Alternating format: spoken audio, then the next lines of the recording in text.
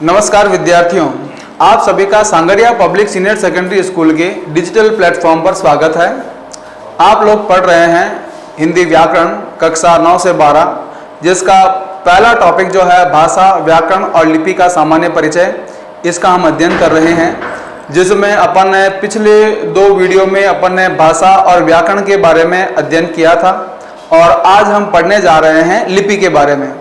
ठीक है, जब भाषा की अपन बात करते हैं, लिखित भाषा की जहां अपन बात करते हैं तो हमें लिपि की आवश्यकता पड़ती है।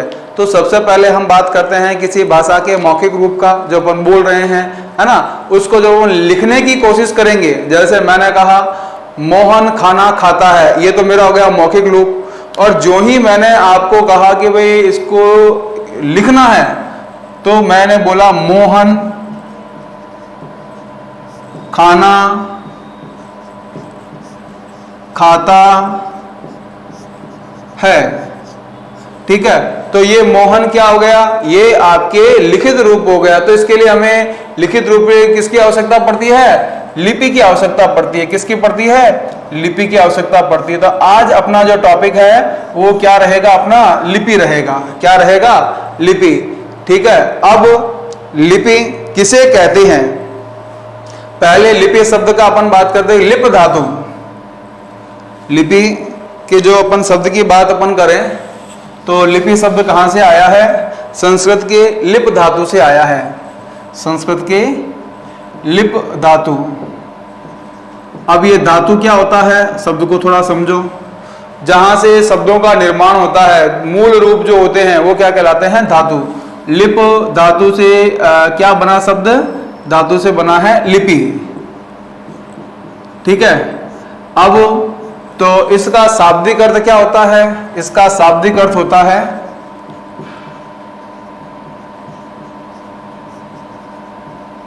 शाब्दिक अर्थ होता है लीपना। तो अब ये आज के लीपने से क्या मीनिंग निकलता है? पहले जमाने में क्या होता था? पहले जमाने में जो आपके आंगन होता था उसको क्या करते थे? लीपते थे। ठीक है, और उसके ऊपर क्या करते थे? जैसे आपका इस तरह से ये चिन्ह बनाया। ठीक है, इसी तरह से एक स्वास्तिक बनाया। ठीक है, फिर आपके जैसे सूरज बना दिया, फिर आपके चंद्रमा बना दिया। ठीक है, महिलाएं जब आपके ईश्वर गौर किरण की पूजा करती हैं तो, है ना, या आपके जो है माता जी के समय नवरात्रा में त्रिशूल बना दिया। तो ये लीप कर क्या करते थे? इन चिन्हों को बनाते थे। ठीक है, तो ये क्या कहलाया? ये कहलाया लिपि। क्या कहलाया? ये लिपि। अच्छा, जो आपके हिस्ट्री पढ़ रहे हैं उन लोगों ने भी पढ़ा होगा कि सिंधु घाटी सभ्यता में क्या करते हैं? कीलाक्षर लिपि। ऐसे जो है बड़े बड़े जो है क्या किए जाते हैं? तख्तियां होती थी, उस पर कील ठोकते थे ना। तो लिप ना, लिप से ये बनता है लिपि। अब ये तो इसका हो गया इसका अर्थ। तो ये भी वर्तमान में इससे कोई लेना देना नहीं है। ये तो मैंने आपको जानकारी के लिए बताया कि भाई लिपि शब्द कहां से उत्पन्न हुआ, इसका शाब्दिक अर्थ क्या है। ठीक है, अच्छा, कंपटीशन एग्जाम में यहां से भी प्रश्न पूछा जाता है। लिप शब्द किससे बना? लिप शब्द का शाब्दिक अर्थ क्या है? लिपि मूल शब्द क्या है? किस धातु से निर्मित हुआ है? किस भाषा का शब्द है? ये छोटे छोटे प्रश्न पूछे जाते हैं। अब परिभाषा की जहां बात आती है,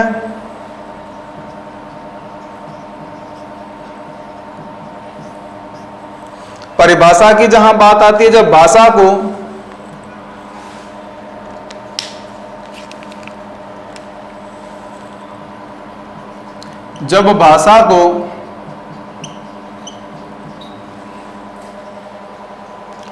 लिखित रूप की आवश्यकता होती है,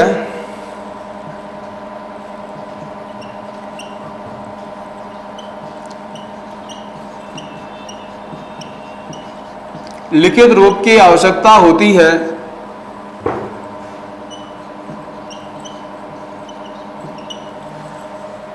लिखित रूप की आवश्यकता होती है, तो मौखिक ध्वनियों को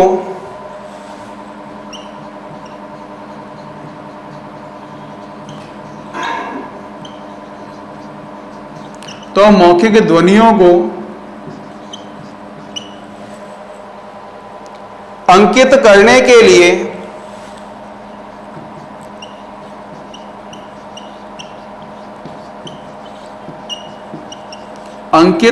के लिए कुछ चिन्ह बनाए जाते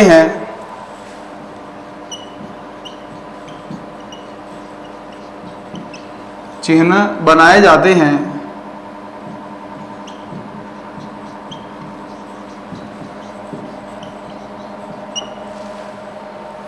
ये चिन्ह लिपि कहलाते हैं।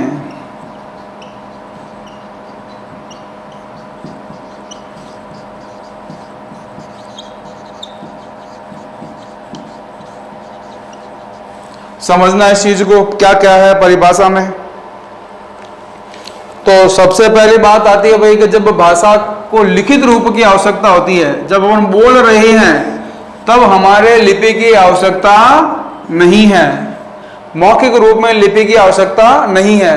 जब भाषा को लिखित रूप में किया जाता है तब हमें लिपि की आवश्यकता पड़ती है। तो भाई लिखने की आवश्यकता क्यों पड़ी? जब पुराने जमाने में था तो छोटे छोटे कबीले थे, छोटे छोटे है ना ग्रुप हुआ करते थे, तो वहां लिखने की जरूरत थी नहीं। गुरुकुल में गुरु बोलते थे, शिष्य सुनते थे, आराम से उनका काम चल रहा था, किसी को कोई दिक्कत नहीं थी। लेकिन जब जनसंख्या वृद्धि हुई और आने वाले पीढ़ियों को भी जो है क्या है वो ज्ञान मिले, तो उनको जो है ऋषि मुनियों ने या आपके जो है मनुष्य ने क्या किया कि कुछ ऐसे लिपि चिन्ह बना दिए। ठीक है, उससे क्या हुआ, उससे जो है लिपि का विकास हुआ और भाषा को लिखित रूप में व्यक्त किया गया। जैसे मैंने कहा कमल, तो कमल बोला तो बोलते ही लिखा क्या मैंने, कमल। दुनिया का कोई भी व्यक्ति जिसको हिंदी आती है वो इसको क्या पढ़ेगा, कमल।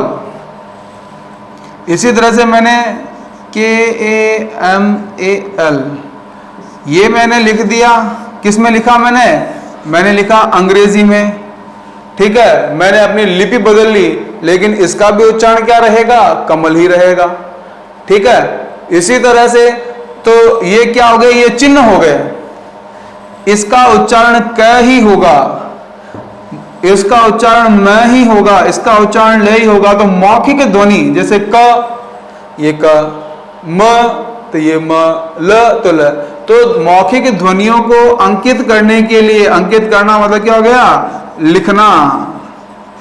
लिखने के लिए जो है कुछ चिन्ह बनाए गए, ये चिन्ह हो गए जिनमें आपके क्या हो गया, स्वर आ गए और व्यंजन आ गए। ठीक है, तो ये चिन्ह बन गए, ये चिन्ह ही क्या कहलाते हैं, ये चिन्ह ही लिपि कहलाते हैं। क्या कहलाते हैं, ये लिपि कहलाते हैं। तो अब जैसे आपके हिंदी भाषा की जहां बात आती है, ये तो हो गई आपकी कौन सी, ये हो गई आपकी देवनागरी लिपि। कौन सी लिपि हो गई, देवनागरी लिपि। और ये जो लिपि है ये कौन सी लिपि हो गई, ये हो गई आपकी रोमन लिपि। कौन सी हो गई, रोमन लिपि। तो जहां अपन बात करें कि भाई लिपि की परिभाषा, लिपि के प्रकार, विश्व की प्रमुख भाषाएं कौन सी है, तो भाषाएं तो ज्यादा हैं, लिपियां कम हैं। ठीक है, कि जैसे आपके हिंदी है, संस्कृत है, मराठी है ना, नेपाली है, ये सब किस लिपि में लिखे जाते हैं, ये सारे देवनागरी लिपि में प्रयोग होता है। तो देवनागरी लिपि जिसमें आपके क्या होता है, जिसमें बहुत सारी भाषाओं को लिखा जाता है, बताया जाता है, समझाया जाता है। तो बात हुई अपने लिपि के अर्थ, लिपि की परिभाषा की। अब बात करते हैं आगे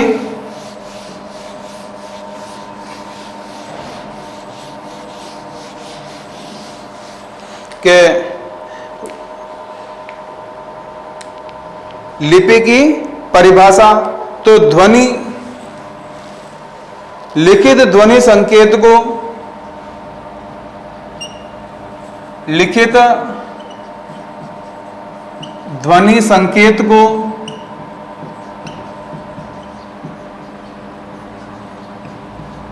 लिपि कहते हैं।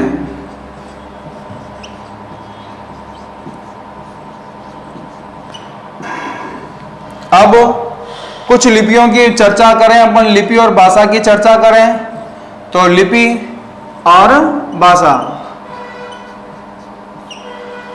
तो सबसे पहले अपन बात करते हैं किसकी, देवनागरी लिपि की। किसकी बात करेंगे अपन, देवनागरी लिपि की।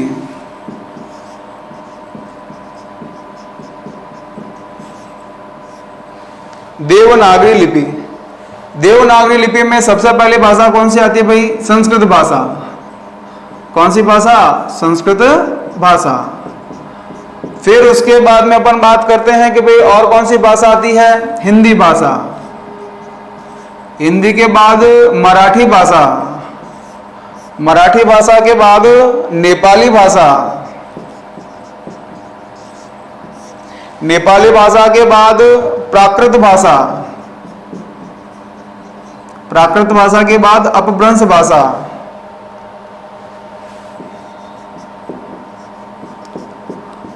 और भी काफी भाषाएं इसमें आती हैं जो किसमें लिखी जाती हैं, देवनागरी लिपि में लिखी जाती हैं। ठीक है, तो अब देवनागरी लिपि क्या है भाई, देवनागरी लिपि जिसमें क्या किया जाता है, संस्कृत और हिंदी भाषा का लिखित रूप जो है हमारे सामने प्रस्तुत होता है, देवनागरी लिपि। अच्छा, और अपने प्रश्न आता है भाई कि इसके अलावा भी जो आपके पुराने जो शिलालेख हैं वो क्या देवनागरी में है, नहीं, इसके अलावा खरोष्ठी लिपि है, खरोष्ठी लिपि।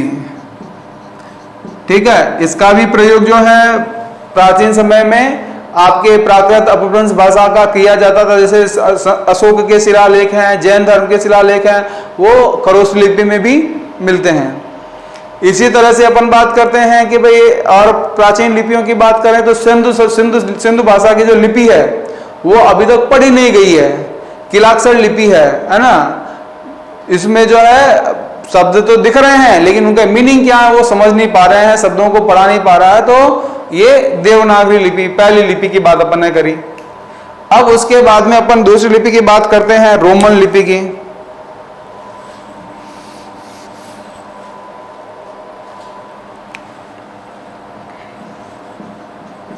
रोमन लिपि, रोमन लिपि में कौन कौन सी भाषा आती है, प्रमुख भाषा आती है अंग्रेजी भाषा। तो अंग्रेजी भाषा किसमें, कौन सी लिपि में लिखी जाती है, रोमन लिपि में लिखी जाती है। फिर इसके अलावा जैसे आपके फारसी भाषा है,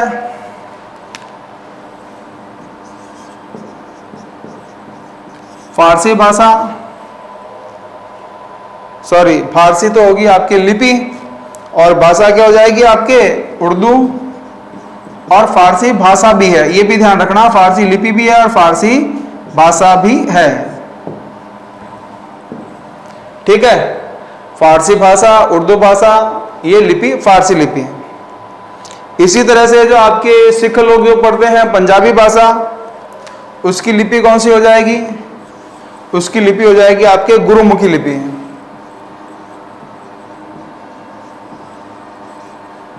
गुरुमुखी लिपि, इसमें कौन सी भाषा जाएगी आपके पंजाबी भाषा। तो लिपि क्या है, भाषा क्या है, उसको किस तरह से लिखा जाता है, उसके ऊपर अपन ने भी चर्चा की। अब बात करते हैं अपन हिंदी भाषा की लिपि की, देवनागरी लिपि की बात करेंगे अपन। किसकी बात करेंगे, देवनागरी लिपि की बात करते हैं।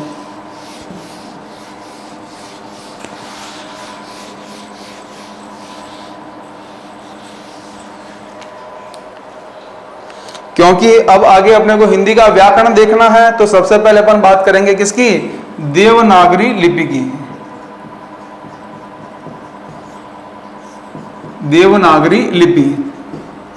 अब देवनागरी लिपि में भी क्या है भाई कि कुछ बहुत सारे जो है शब्द काम में आते हैं और इनमें क्या है कुछ ऐसे शब्द होते हैं जो अलग अलग जगह अलग अलग होते हैं, तो एक रूपता बनी रहे, एक रूपता बनी रहे तो इसके लिए अपन ने क्या किया है, मानक भाषा का, मानक भाषा है ना, मानक भाषा का अपन ने प्रयोग किया कि भाई देवनागरी के कौन से वर्ण किस तरह से लिखे जाएंगे, शुद्ध कौन सा होगा, अशुद्ध कौन सा होगा, ये हम आगे और विस्तार से इनका अध्ययन अपन करेंगे। और दूसरा कौन सा होगा, अमानक भाषा। रूप तो काम में आ रहे हैं लेकिन वो व्याकरण की दृष्टि से सही नहीं माने जाएंगे, वो कहलाएगा आपके अमानक। तो देवनागरी लिपि में भी जो है आपके बहुत सारे अक्षर अलग अलग तरीके से लिखे जाते हैं, है ना। तो उनमें मानक कौन सा और अमानक कौन सा है, किस तरह से लिखा जाए, उनको किस तरह से समझा जाए, ताकि पूरे विश्व में एक ही नियम रहे, एक ही तरह से लिखा जाए, एक ही तरह से पढ़ा जाए, एक ही तरह से समझा जाए। ठीक है, तो बात अपन करते हैं देवनागरी लिपि हिंदी भाषा की। ठीक है,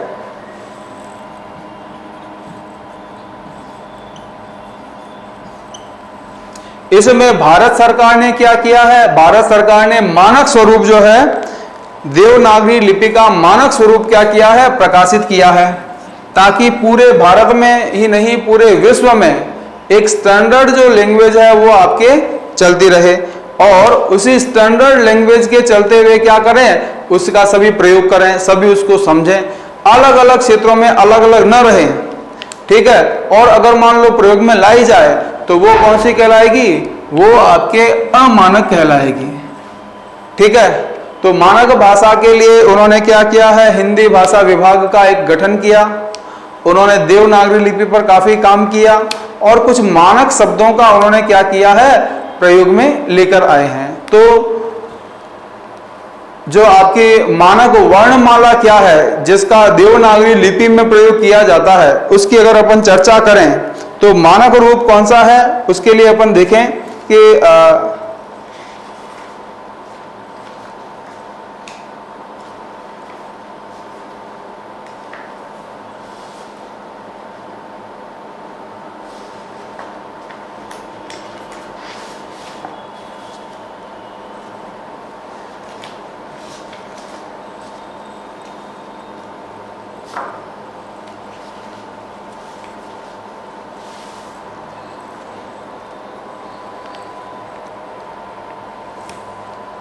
मानक रूप में देखिएगा, हिंदी वर्णमाला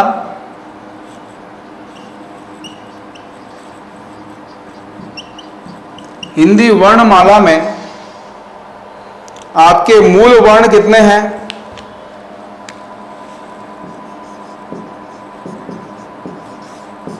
मानक भाषा और इसका अपन अध्ययन कर रहे हैं, तो मूल वर्ण कितने बताए गए हैं, मूल वर्ण हैं आपके 11 स्वर प्लस 33 व्यंजन।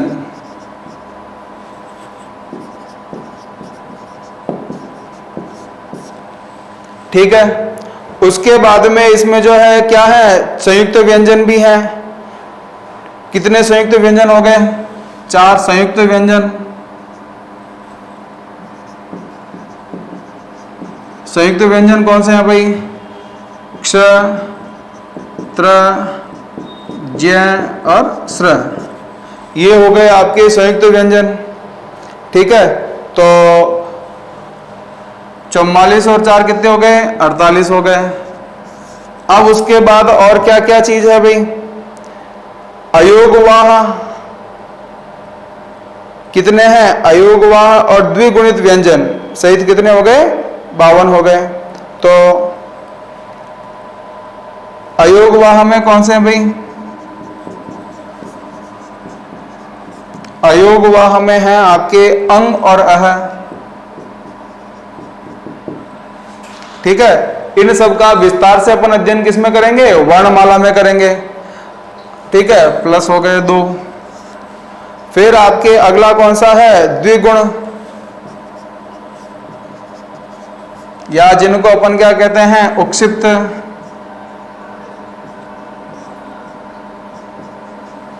ये हो गए आपके 2 कौन से, ढ और ढ़।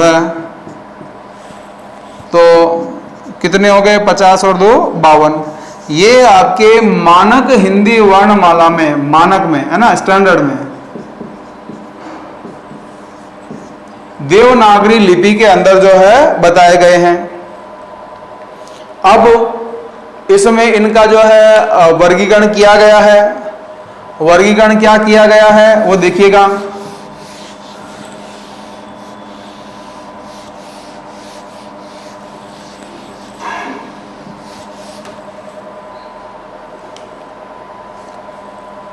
देवनागरी लिपि में हिंदी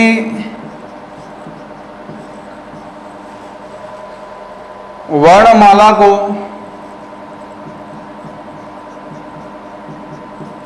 दो भागों में बांटा है। एक तो आपका है कौन सा, स्वर, और एक आपका है व्यंजन। इनका मानक रूप कौन कौन सा है? स्वर किसे कहेंगे? वे ध्वनियां जिनका उच्चारण स्वतंत्र अवस्था में होता है वे स्वर कहलाती हैं और इनके उच्चारण में किसी अन्य ध्वनि की आवश्यकता नहीं होती है। इनका विस्तार से अध्ययन अपन करेंगे वर्णमाला में, ठीक है। लेकिन मानक में कौन कौन से आते हैं? तो मानक स्वर में आएंगे अ, आ, ई, उ, रे, ए, आई, ओ और औ, ठीक है। 1 2 3 4 5 6 7 8 9 10 और 11, ये 11 स्वर, ठीक है। उसके बाद में आपके बात आती है किनकी? व्यंजनों की। व्यंजन कौन से हैं? तो व्यंजन की जहां बात आती है तो व्यंजनों में आपके क से लेकर ज्ञ तक, है ना। व्यंजनों में आपके बात आती है तो व्यंजन कहां से शुरू होते हैं भाई? क वर्ग, क हलंत रहेगा, ख, ग, घ, अंग। च वर्ग में च, छ, ज, झ, य। ट वर्ग में ट, ठ, ड, ढ, ण। त वर्ग में त, थ, द, ध, न। प वर्ग में प, फ, ब, भ, म। तो क से लेकर म तक ये कहलाते हैं आपके स्पर्श व्यंजन, ठीक है। उसके बाद में आपके आते हैं य, र, ल, व, ये कहलाते हैं आपके अंतस्थ।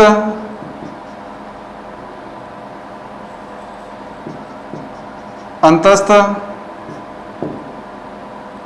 फिर आता है श, श, श, ह, ये आते हैं ऊष्म व्यंजन। फिर आता है आपका क्ष, त्र, ज्ञ, ये आपका कहलाता है आपके संयुक्त व्यंजन। इसमें श्र भी शामिल है। तो ये सारी जो चीज है बच्चों, ये आपके मानक हिंदी में देवनागरी लिपि के मानक रूपों में आपके आता है, ठीक है। इसी तरह से कुछ और भी नियम हैं जो आपके मानक और अमानक, शुद्ध और अशुद्ध, जब अपन वाक्य शुद्धि, शब्द शुद्धि पढ़ेंगे उस समय अपन इनको क्या करेंगे, इनका विस्तार से अपन अध्ययन करेंगे, ठीक है। तो एक बार पुनः वापस जो अभी अपन ने पढ़ा है उसका थोड़ा सा अपन एक बार वापस रिवीजन कर लेते हैं, ठीक है। फिर अपना ये जो अपना टॉपिक है भाषा व्याकरण लिपि का सामान्य परिचय, ये समाप्त हो जाएगा, ठीक है। तो एक बार अपन वापस रिवाइज करते हैं। सबसे पहले भाषा की बात करी अपन ने। भाषा, भाषा क्या है, भाषा की परिभाषा क्या है? तो भाषा किस धातु से बना है? भाष धातु से। ये भाष शब्द किस भाषा का शब्द है? संस्कृत भाषा का शब्द है, ठीक है। फिर उसके बाद अगर अपन बात करें कि इस शब्द का अर्थ क्या होता है? बोलना, ठीक है। लिखित मौखिक अभिव्यक्ति करना, बोलकर प्रकट करना, ठीक है। फिर उसके बाद अगर अपन बात करते हैं भाषा के बाद में भाषा की परिभाषा, तो बात आती है कि विचारों, सूचनाओं, तथ्यों के माध्यम के आदान प्रदान के माध्यम को क्या कहते हैं? भाषा कहते हैं। फिर भाषा के प्रकार की बात आती है, लिखित भाषा, मौखिक भाषा, सांकेतिक भाषा। फिर अपन बात करते हैं भाषा के बाद उसके रूपों की, तो राष्ट्रभाषा, राजभाषा, प्रादेशिक भाषा, संपर्क भाषा, है ना। इसी तरह से आपके विभाषा, बोली, है ना, ये सारे इसमें आते हैं। फिर भाषा के बाद अपन बात करते हैं किसकी, व्याकरण की। तो व्याकरण क्या है? व्याकरण वह शास्त्र है जिसमें भाषा के बोलने लिखने के नियम संबंधी जानकारी होती है। ठीक है, तो व्याकरण में अध्ययन होता है आपके शब्द विचार का, वाक्य विचार का और शब्द वर्ण विचार, शब्द विचार और वाक्य विचार का होता है। ठीक है, और उसके में और क्या क्या होता है, इनका विस्तार से नियम और कानून बनाए होते हैं कि शुद्ध रूप कैसे लिखा जाए, शुद्ध रूप कैसे बोला जाए। फिर अपन ने बात करी लिपि की। तो लिपि की आवश्यकता कब होती है? लिपि की आवश्यकता तब होती है जब अपन किसी भाषा को लिखते हैं। लिखित स्वरूप जो अपन प्रकट करेंगे, चाहे हिंदी हो, अंग्रेजी हो, उर्दू हो, कोई भी भाषा हो, तो हमें किसकी आवश्यकता पड़ेगी? लिपि की आवश्यकता पड़ेगी। ठीक है, तो लिपि लिप धातु से बना है, इसका अर्थ लीपना होता है। फिर अपन ने पढ़ा कि भाई